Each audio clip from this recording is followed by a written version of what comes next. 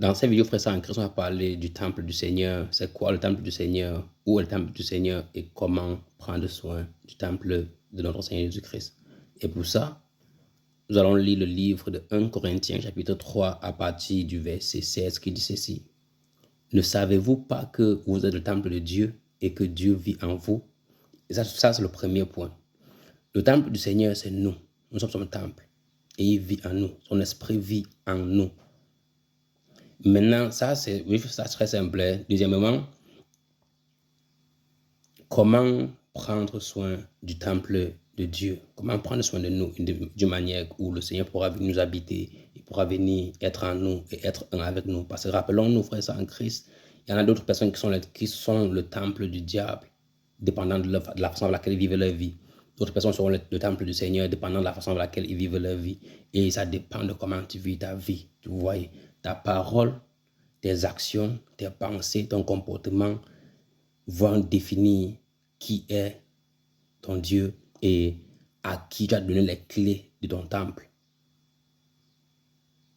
Vous voyez, parce qu'il y en a des serviteurs du Seigneur qui ont donné le temple au diable, mais ils parlent que non, c'est Dieu qui est le serviteur. Tu parles les actions, tes paroles et tes actions, tout, tes pensées, comme tu t'en rends compte.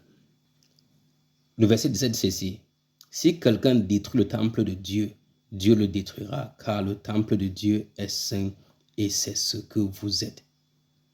Vous voyez, ça veut dire quoi? Quand on prend pas soin de nous, quand on n'a pas une routine de prière, quand on n'a pas une routine qui développe, qui entretient une relation, qu'on entretient un temps, une relation avec le Père Céleste, nous sommes en train de détruire notre relation. Chaque fois que nous choisissons les iniquités, chaque fois où on a les options de passer du temps en présence du Seigneur, ça peut être n'importe où. Hein. Il y a la vie commune, il y a la vie sociale, il y a la vie individuelle et tout ça compte. Chaque fois où nous choisissons de prendre soin du temple du Seigneur, c'est quand nous fabriquons le temple du Seigneur, quelle qu'en soit la difficulté. Parce qu'il ne dit pas que non, il faut aller juste essayer. Non. Avoir le temps pour le Seigneur et aussi le temps pour les activités quotidiennes. Mais assure-toi qu'à la fin de la journée, les clés de ton temple appartiennent à Dieu, pas au malin. Troisièmement, car la sagesse de ce monde est une folie devant Dieu. Aussi est-il écrit, il prend les sages dans leur ruse et en cours.